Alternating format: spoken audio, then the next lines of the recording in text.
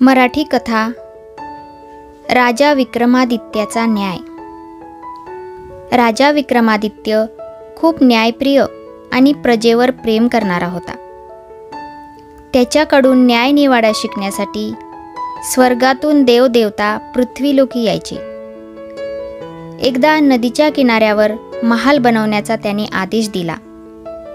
मंत्र्यांनी लगेचच कामगारांना कामावर लावले, परंतु एक समस्या आड आली। राजमहाल बनवण्याच्या जागी एका म्हातारीची झोपडी होती आणि या झोपडीमुळे राजमहालाची शोभा नष्ट होत होती। मंत्र्याने येऊन सर्व गोष्ट राजाला सांगितली। तेव्हा राजाने झोपडीच्या मालकिनीला बोलावले। राजाने तिच्यापुढे समस्या मांडली आणि झोपडीच्या बदल्यात खूप रक्कम देण्याचा प्रस्ताव तिच्यासमोर ठेवला।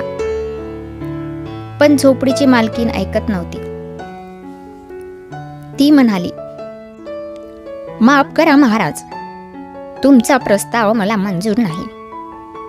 माझी झोपडी मला माझ्या जीवापेक्षा जास्त प्रिय आहे, कारण या झोपडीत मी माझे संपूर्ण आयुष्य घालवले आहे।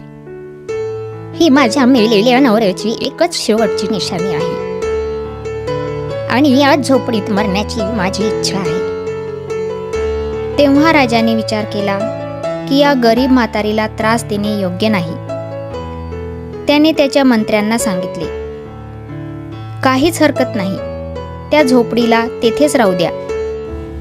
जेव्हा लोक सुंदर महाल पाहतील तेव्हा झोपडी पण पाहतील आणि माझ्या न्यायाची प्रशंसा करतील। Please subscribe my channel and thanks for watching.